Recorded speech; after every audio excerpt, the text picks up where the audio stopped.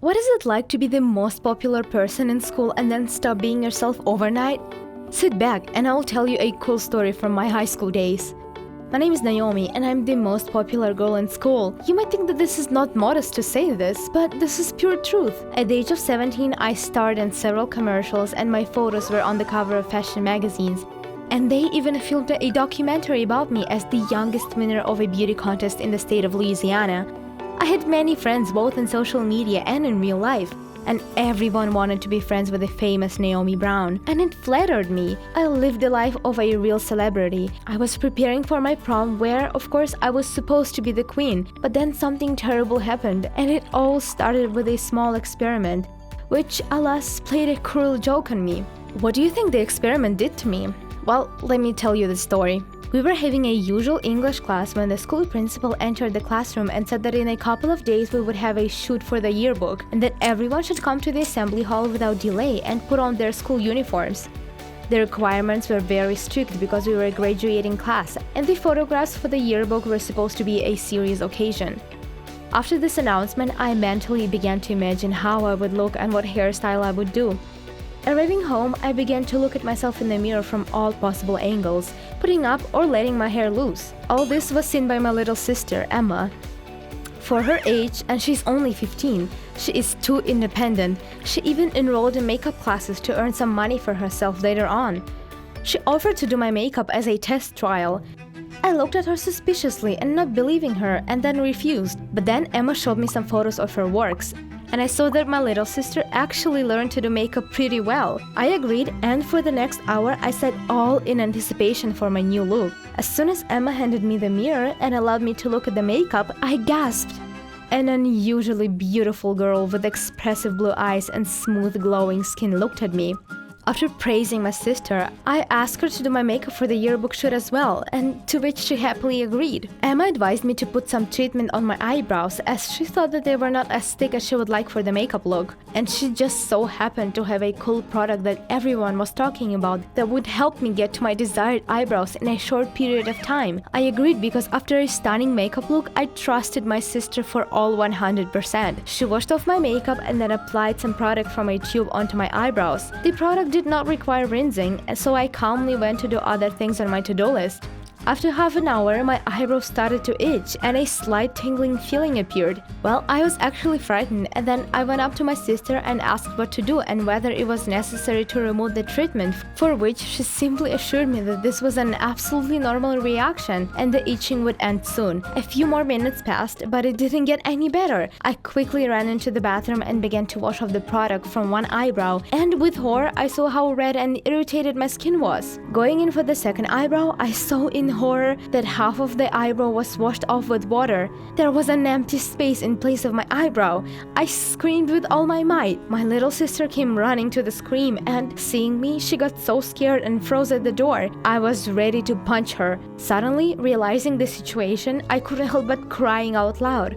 How did this happen? And for what? And why me? And why right now? These questions were spinning in my head and I could not calm down. Emma hugged me tightly and asked for forgiveness, and she assured me that the product was actually really very good, but apparently my skin was just too sensitive, which gave me this effect. I calmed down and began to think about what to do with the photo for the yearbook because the shoot was actually the next day. Emma assured me that she would do a special makeup look on me so that no one would come even close to guessing that I was now a girl with one eyebrow. That night was really uneasy. I practically did not get any sleep, and it seemed to me that tomorrow all my classmates or even the whole school would learn about the accident and then would shame me, and that I would no longer be the most beautiful and popular person in school. In the early hours of the morning, I woke up Emma from her sleep, and we set to work on my transformation. Emma eagerly held out the mirror to me. She was waiting for my reaction. Looking at myself, I nodded approvingly. I liked the result. Wow, now the worst is over, and I could walk around as if nothing had happened. All the seniors gathered in the assembly hall, and there were a lot of people: the principal, the teachers, and several other classes. Everyone was saying something, and some people even argued, and the poor teachers tried to create silence, but they did it with difficulty. At this time, the photographer was showing everyone how to pose and look at the camera correctly. It was our class's turn. The shooting process was relatively fast and easy, and then it got to my turn. I confidently sat down on a chair and touched up my hair and looked into the lens with confidence. I saw everyone looking at me and I felt like the most beautiful person, as I always did. Suddenly, somewhere above, I heard a barely perceptible squeak. Then it got kind of loud, but I tried not to be distracted. When suddenly and unexpectedly, an incomprehensible squeaky creature landed right on my forehead. It was terribly itchy, as if something had bitten me, and I hit my forehead with all my might to remove that from my face. And then I could hear different voices all around. The guys were whispering something and pointing fingers at me. Not understanding what was happening, I looked around when suddenly one classmate put up a finger onto their eyebrow. Now I understood everything. I felt so ashamed and uncomfortable because everyone, absolutely everyone, saw my fail. I wanted to run away, but some unknown force held me back. And then I suddenly felt really strong and confident inside, and I proudly raised my head and looked at the photographer. I didn't care what everyone said around me. I realized that I just did not want to ruin such a special day in my life. The photographer finished the shooting and called the next classmate. I was walking towards the exit and all my classmates were curious, and they surrounded me and tried to find out why I did it, and I replied with a big smile on my face that this was now the latest trend, and that all the most stylish bloggers have been having their eyebrows shaved for a while now. I made this up and proudly left. The next day, upon entering the school, I could not believe my eyes. My advice worked too, literally. Everyone actually followed my advice. Every third person at school that I met on my way had a shaved eyebrow. It was so funny, but I did not feel guilty. So I'm still that same popular star that people want to be like. But please guys, don't follow this example. You know the real truth. If you like this story, then give it a thumbs up and subscribe to the channel. Hi, I'm Mina, and I'm still in school. I play in a band and I just love to participate in different challenges. However, one of them turned out to be way too dangerous. Let me tell you briefly about myself. I have a dad and a little sister named Lindsay. Our mother divorced our dad a long time ago. In her own words, she found her true love and left with him into the sunset. I don't know where she lives now and what she does because we haven't talked ever since then. Over time, the three of us adapted to living together. I mean, it was difficult, but we were able to make it work. Due to the fact that our father works all the time, Lindsay and I got used to doing all the household chores. We cleaned together, cooked after school, and then came up with entertainment such as challenges. Well, as I said, I just love to participate in these competitions. I love to follow the trends because they're so much fun. Every week, either one of us came up with a new challenge and the other had to repeat it. Whoever had the best performance won a kind of a symbolic prize. So we decided to start a shared account on Instagram and TikTok where we uploaded our videos and photos. Just a couple of years later, we noticed that the challenges were becoming more and more popular and we did not miss a single one. We tried to participate in each one of them. Among some of the most popular ones were the Ice Bucket Challenge, the Don't Judge Challenge, Chubby Bunny Challenge, Raw Onion Challenge, and many others. This year, we participated in the Flip the Switch, Absolutely Nothing, Try Me, and so on. One time, we were even invited to hang out with other bloggers of our age because we were so active on social media all the time. This invitation was like an invitation to Cinderella's ball. We, of course, went there with the permission of our father, and there we met a whole 20 more cool people. It was a great evening, and we managed to shoot a lot of content together. And as it usually happens, in each company there is always one annoying person who has a wonderful ability to piss everyone off. Almost before leaving home, one bully started to get on my sister. She did not like her age because she was younger, and it really hurt me. Lindsay was a brave girl and she could stand up for herself, but my conscience as her older sister did not allow me to just stand there and watch. We started fighting with that girl and I don't even remember her name. All other guys, seeing the conflict, offered to resolve the dispute using a challenge. All we needed to do was to go down the stairs blindfolded. I agreed. I felt my excitement levels rising and I won over that girl. She fell halfway down, and of course everything worked out and everything is fine with her, but I did it! This brought me a couple of extra rounds of applause. Satisfied, my sister and I went home, where we discussed the evening all night long.